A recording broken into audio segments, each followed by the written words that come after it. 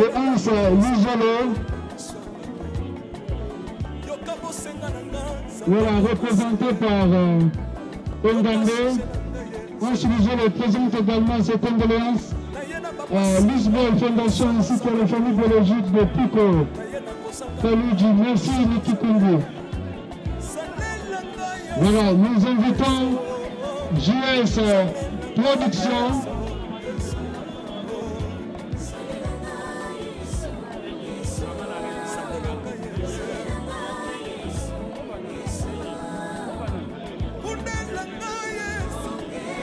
JS Production de se préparer, JS Production.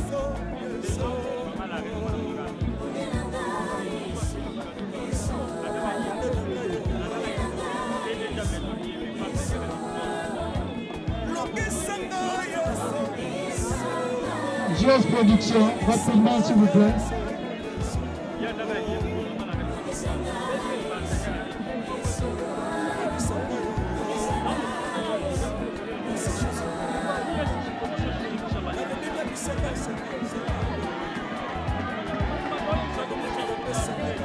Rapidement, JS Production, Jérémy Chabani, ma chérie, voilà, il vient rendre hommage à Pico.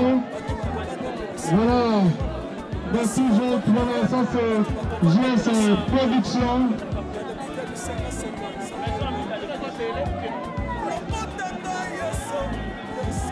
Doudou Choufou, merci de rendre hommage à Pico, le manager de JS Production. Merci JS Production, Jérémy Chabani.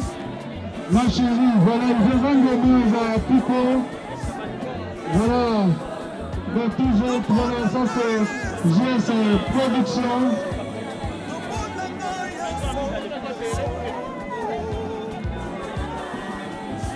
Dudu Chipou, merci de rendre hommage à Pico, le manager de GS Production. Merci.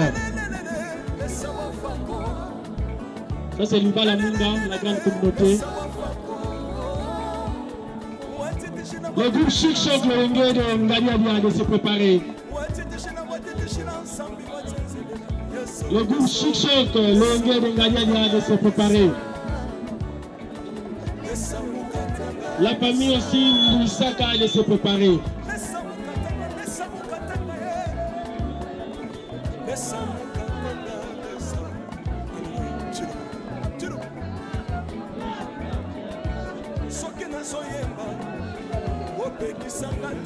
Libala Munda, Bilengi Munda directement. Libala Munda, Bilengi Munda directement. La communauté Libala Munda, les groupes Bilengi Munda, s'ils peuvent passer directement. Le groupe Zoni Zoni.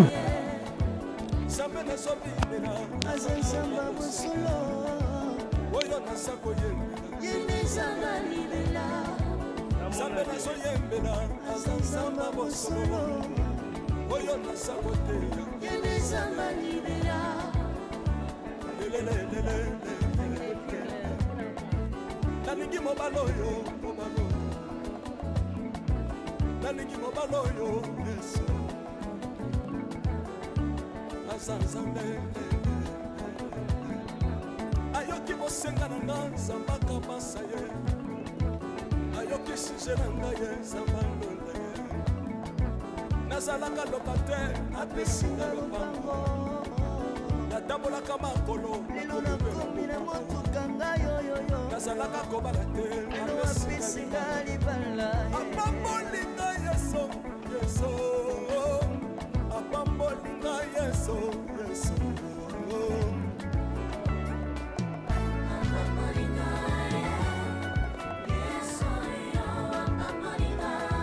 Yeso pambolina, Chilobo, Yeso lokotina, Nesitila, Azanzambe, Naligo beta mololo misika ezalio, beta mololo, wabba fils du prophète, bana royaume de Dieu, bana centre de réveil, nous obligés. Bouger. Obinaka wa pied. Pour la pambola yo ingénieur qui. On est ensemble. Na yesu longo tozomana. Tozomana. Na be ensemble za wapi soki za mazo pambola. Lingana.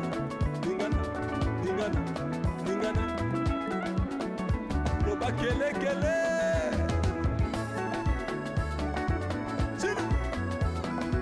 Salam.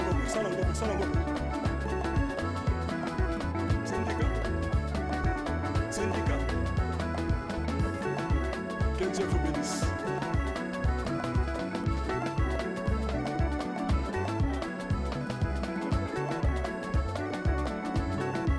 Samba Pambola Bino.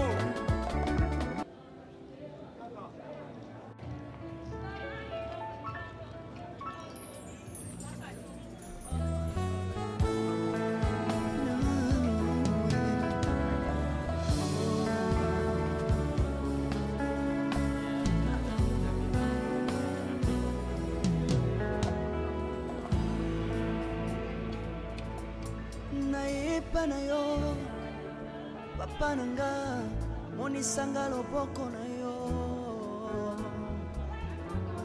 nayepa na yo mosantu yo monisanga loboko na yo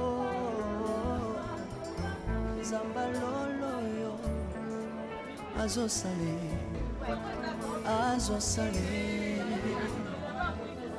zamba lolo azosale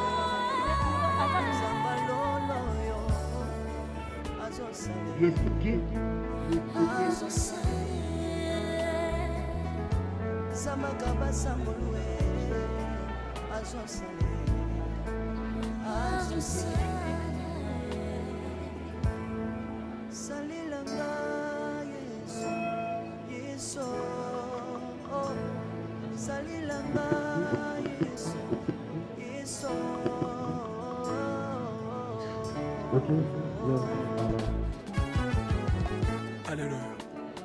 Yesu azamala. Combat mana Jésus. Combat ba. Tiro. Yesu na ningina tatona. Yesu. Papa na ningina temoye sangalo. Kapena tatona mosambe na yo. Yo kabo senga nanga sambaka basaye. Yoka shishe nanga ye sambalo. Nayena papa sinanga osabo sambene yo. Nayena kosanga nanga osabo sambene. Salela nga yeso yeso. Salela nga yeso yeso. Salela nga yeso yeso. Salela nga yeso yeso.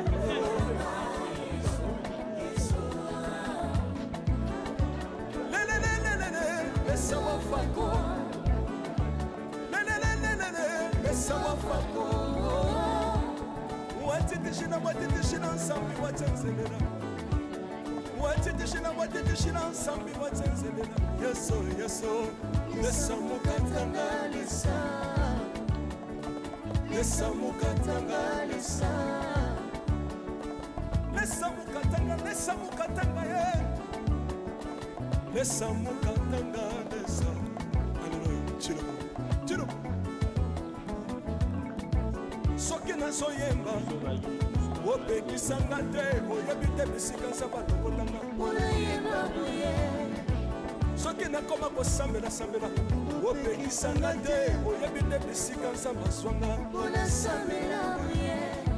Soki na koma kobina bina. Opeki sangate, oyebite makambo nsamba salelanga. Bona bina ye. Sambe na sobinena. Azanzamba bosolo. Oyo na sako yembela. Yende sanga libela. Sambe na so yembela. Azanzamba bosolo. Oyo na sako teya. Yende sanga libela.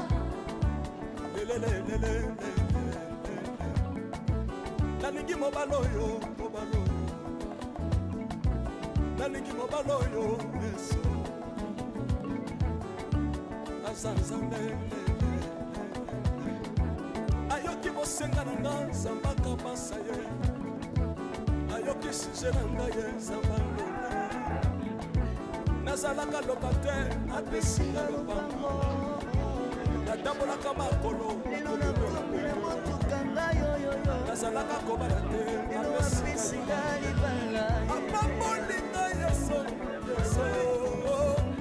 apambolinga Yesu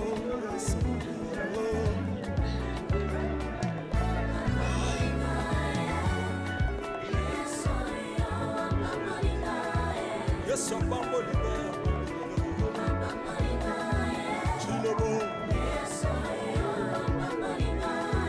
Yesu lokotinga pesitinga Nzambe nalingo beta mololo bisika ezali yo beta mololo wapi bafils des prophètes bana royaume de Dieu bana centre de réveil ozo bouger obinaka wapie mpola pambola yo ingénieur qui on est ensemble na Yesu longo tozomaka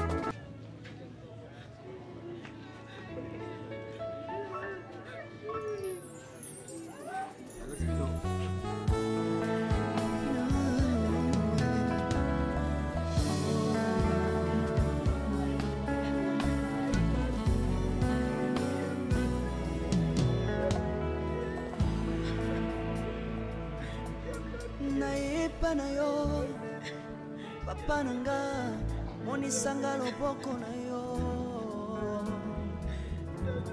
nayepa na yo mosantu yo monisanga loboko na yo Nzamba lolo yo azosale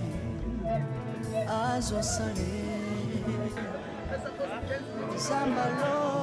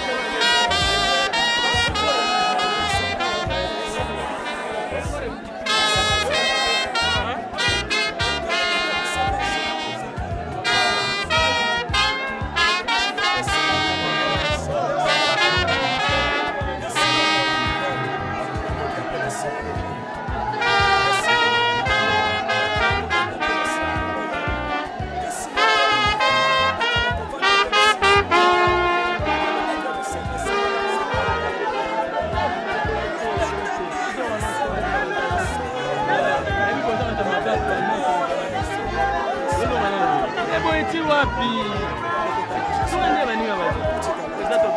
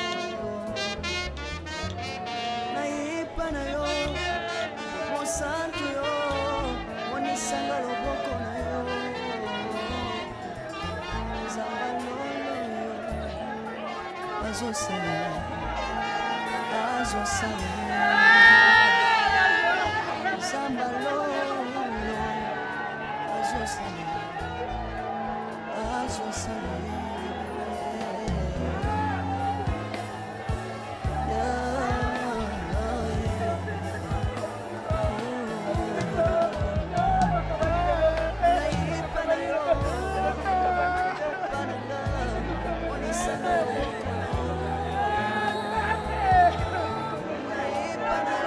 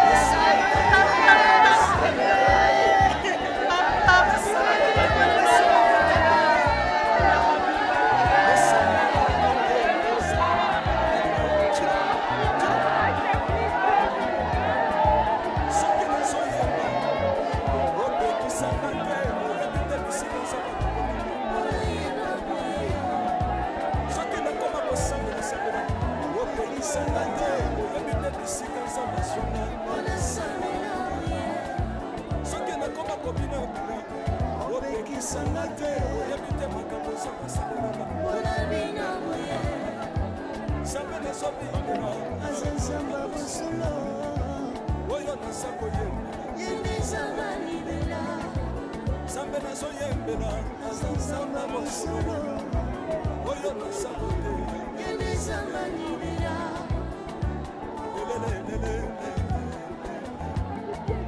nalingi mobala oyo nalingi mobala oyo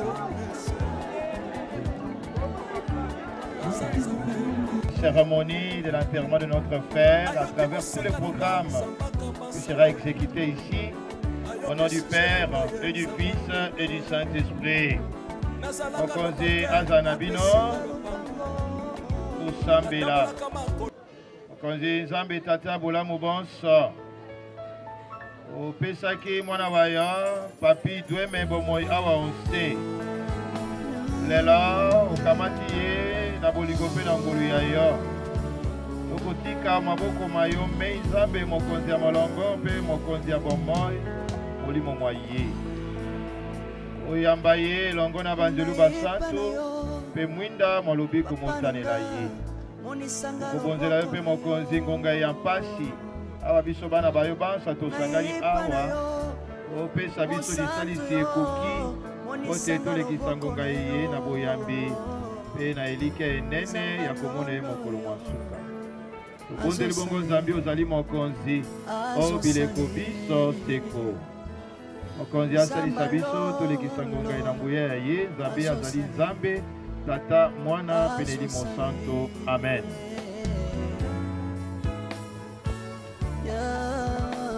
Nous sommes à Kinshasa le 1er juillet 1975. La grande famille Dweme est en fête. Pourquoi en fête? Un enfant vient de naître.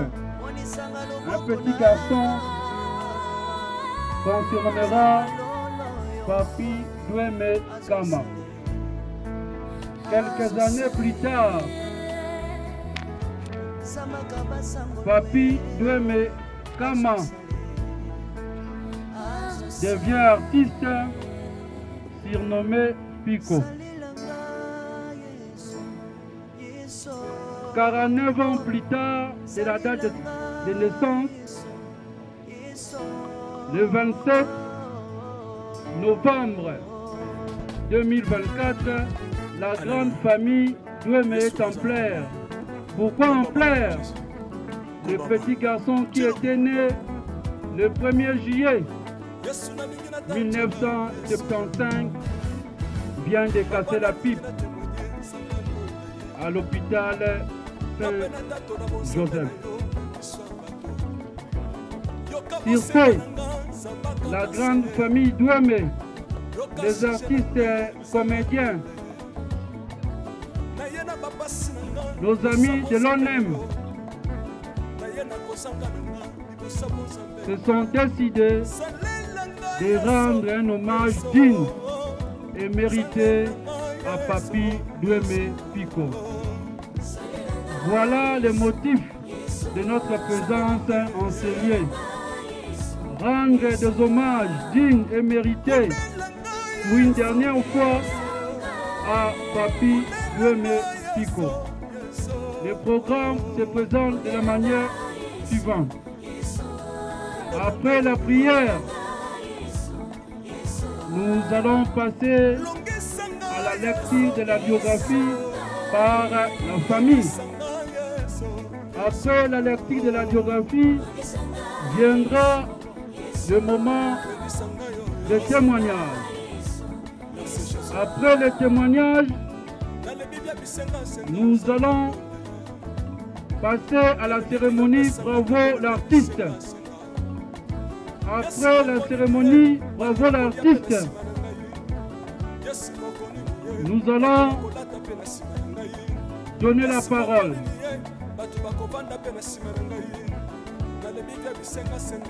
à l'ONEM, au président du groupe Lisboy Fondation, à l'NTPC, qui est l'Association nationale des théâtres populaires et cinéma, Nous allons encore donner la parole au parti ACP. Et nous allons clôturer par le mot de la famille. Sans plus tarder, après le mot de la famille, nous allons passer au dépôt des herbes de fleurs. Après le dépôt des herbes de fleurs, nous allons inviter les abbés qui sont parmi nous.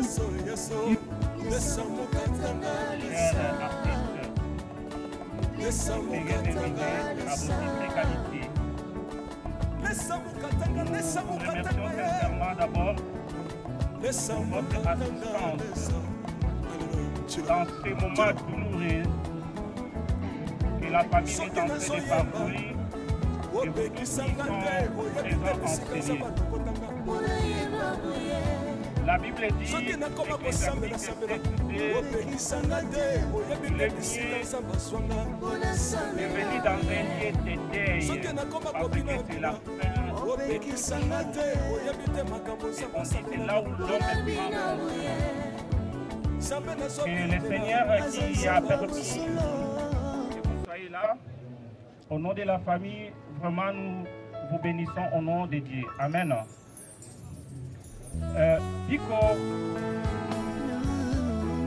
que nous appelons Papi Douémé Kama, il est né le 1er juillet 1975. Il est marié, mais avant toute chose, il est né dans une famille de 7 enfants. Il y a 4 garçons et 3 filles. Nous avons déjà perdu des enfants, donc des garçons. Voilà, en ces jours, nous venons de perdre un pico. Donc, il y a 3 garçons qui sont décédés dans cette famille. Comme je disais tantôt, Pico, il était marié à Madame Rosette. Il a laissé 2 enfants, un garçon et une fille, tous mineurs d'âge. Pico, il a fait son parcours des études primaires à l'épée Malabo, où il a été sanctionné par un certificat primaire. Il a continué ses études secondaires à l'épée et Lima, à Massina Pascal, où il a accroché son diplôme d'État. Il ne s'est pas arrêté. Enfin, il a continué ses études universitaires à l'IEC. Actuellement, c'est le Haute École de Commerce, où il a décroché son titre de graduat en marketing. Pico, sa vie professionnelle ou les parcours professionnels. Pico, c'est un inspecteur cadre à l'ONEM. Or, sa vie professionnelle à l'ONEM, Pico, c'est un artiste théâtral et vice-président des groupes Boy, Fondation et Sauvé. C'est là où il a succombé après la répétition. Sa vie religieuse, Pico, il a fait un grand parcours religieux. Il est passé à Apolita, il a passé toute sa vie chrétienne dans l'église catholique. Il était apolite Il était dans les Bilingue à Mwinda. Il était aussi dans les Bala à Mwinda. Jusqu'à la fin de son séjour. Pico a commencé sa vie religieuse, c'était à Saint-Marc à Kingasani. Et il a dit, là où il habitait Matete. Donc il priait à la paroisse Saint-Alphonse. Pico, que nous plairons aujourd'hui, il est aussi membre influent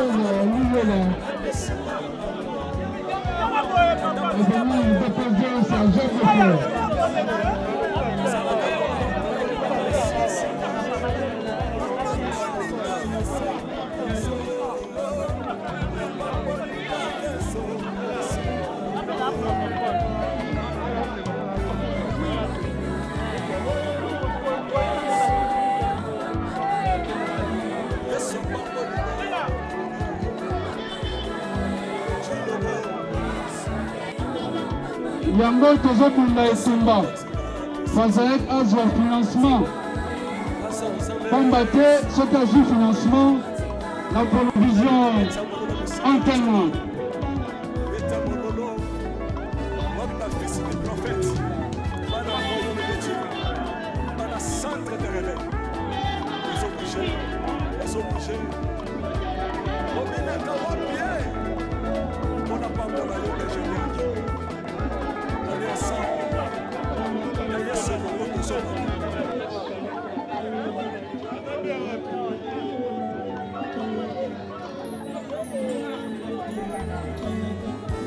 Merci beaucoup, monsieur le DG, chef Tande, Chief Enseigne.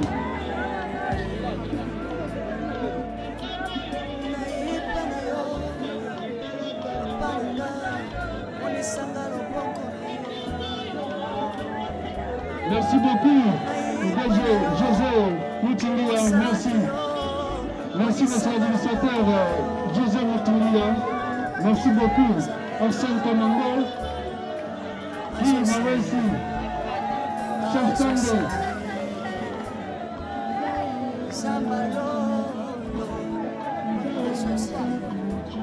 Nous invitons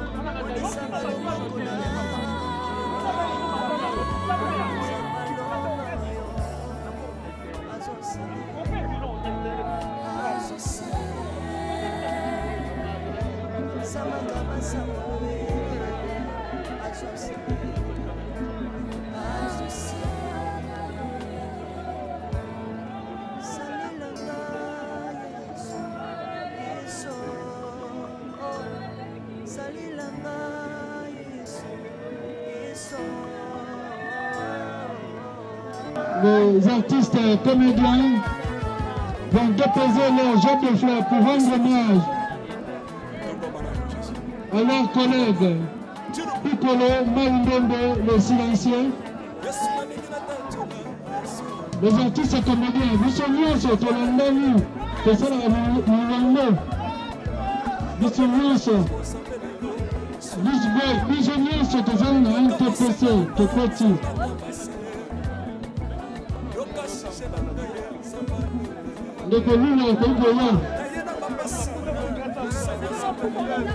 Merci mon Joseph pour la job de fleurs.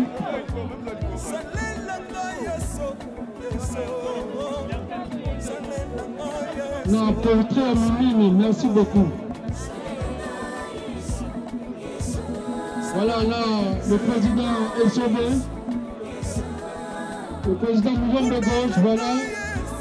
Donc, Omar, président de la Vitovi, Belcanto, Sekele, le Prince, Nokuba, Kanura, Navicador. Voilà, là, ce sont les artistes comédiens. Artistes comédiens, Nice, Apota, comédiens Nice. Et merci, Sekele.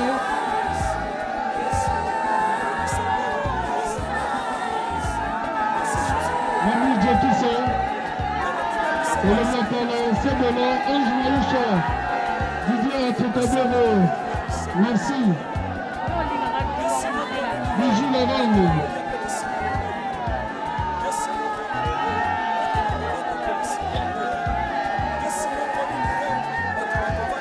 S'il vous plaît.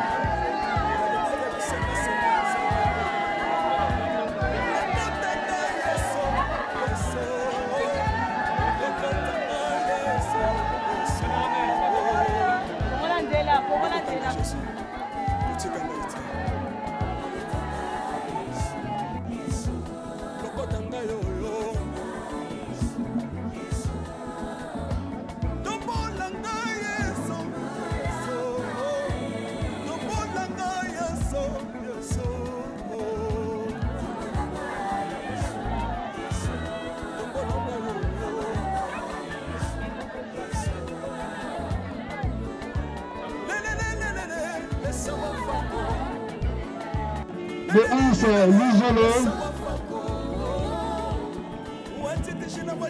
Voilà, représenté par Ngandé. Ange L'isolé présente également ses condoléances à l'Israël Fondation ainsi qu'à la famille biologique de Pico.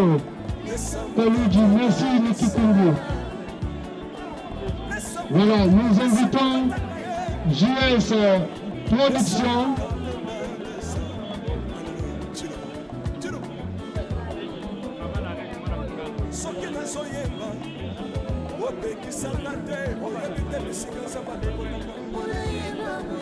JS Production de se préparer, JS Production.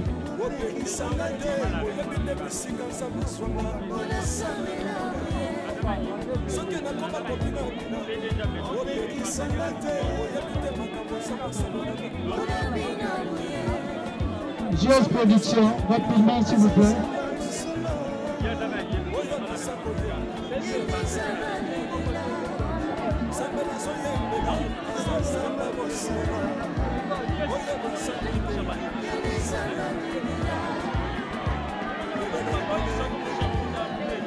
Rapidement, JS Production, Jérémy Chabani, ma chérie, voilà, je rends hommage à Pico.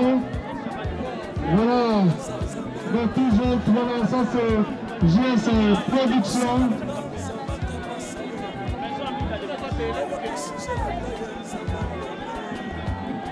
Didi Chipou, merci de rendre hommage à Pico, le manager de JS Production.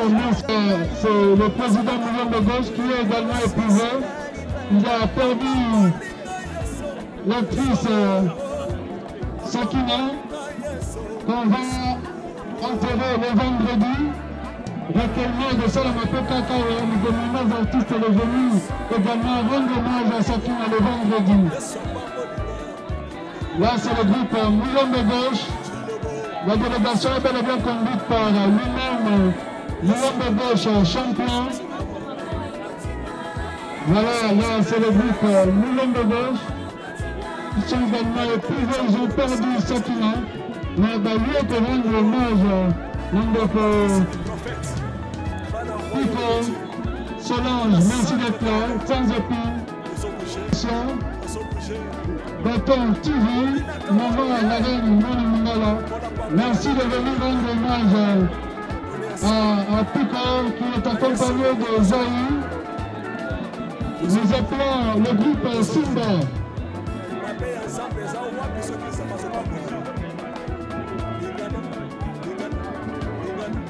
Maison Amida, voilà la maison Amida, le fils, rapidement.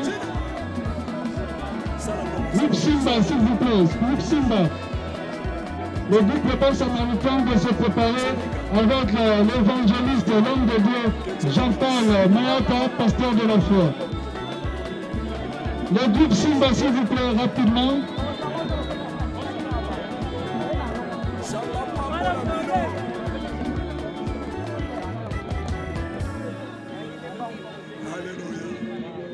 Le groupe Simba, voilà, merci beaucoup, Blabib, Beba, merci vraiment de préparer.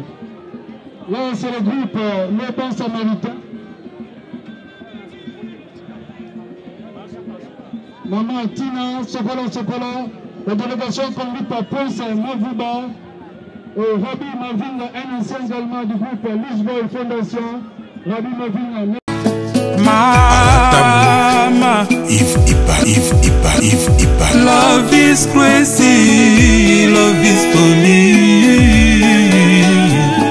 Shalom bana ya France mobimba na zona esengo mingi ya koyebisa bino ete na kozala na bino na kati ya mboka ya France à partir le 23 décembre ti le 2 janvier na koyamba batu moko na moko bakobanda koya individuellement et kozala soki boye na famille et kozala kaka famille na bino na koyamba soko ye mutu moko et kozala kaka yene na koyamba bino poto kota na profondeur ya prophétie to kota na profondeur ya problème na yo po nzambe asala po problème na yo elongwa 2025 ezali pembeni il faut bokota boza na décharger kaka ndenge bible ezokoloba na biso ete bamikumba na bino nyonso tu boya nango epa na nzambe ye a décharger bino bokozala décharger bana ba autiste bayaki ala babikaki bato ba limitation bayaki babikaki bato ya ba blocage babikaki bato ba maladi oyo esilaka te babikaki ba délivrance yango ekozala na salle te ekozala pe na public te ekozala pe na foule te na koyamba moto moko na moko na moko bobenga po batia bakombo na bino na liste ya ba délivrance nazozela bino na moto. Ngai mama Lutumba nakendaki na prière ki ya papa Moïse ayaki awa nakendaki kuna na mwana nanga azaki banda inane azaki koloba te tindenga kokisi 23 ans tokendaki kuna papa abondelaki po na ye namoni akomi koyoka pe koloba yango nakumisi nzambe ya Ozana. Shalom, shalom, peuple de Dieu, bana ya Ozana, nazana esengo vraiment mingi ya koyebisa bino ete nazalaki na dépression etungisi vie na ngai mobimba pe musala na bandaki kozwa te na luki ba délivrance epai ya ba pasteur ebele mais bakokai ko délivrer ngai te. Alors tangu nakutani na papa Moïse kaka na prière moko échanger makambu na ngai nyonso dépression elongwe nazwi musala makambu na ngai nyonso efungwami. Alors nakumisi nzambe ya Ozana pona oyo asali na bomoi na ngai. Ekozala na Paris à partir le 23 décembre jusqu'à le 2 janvier moto na moto akoya na air na ye ekozala en privé bobenga bopesa bakombo po batia bino na liste ya délivrance nazozela bino na kombo na Yesu.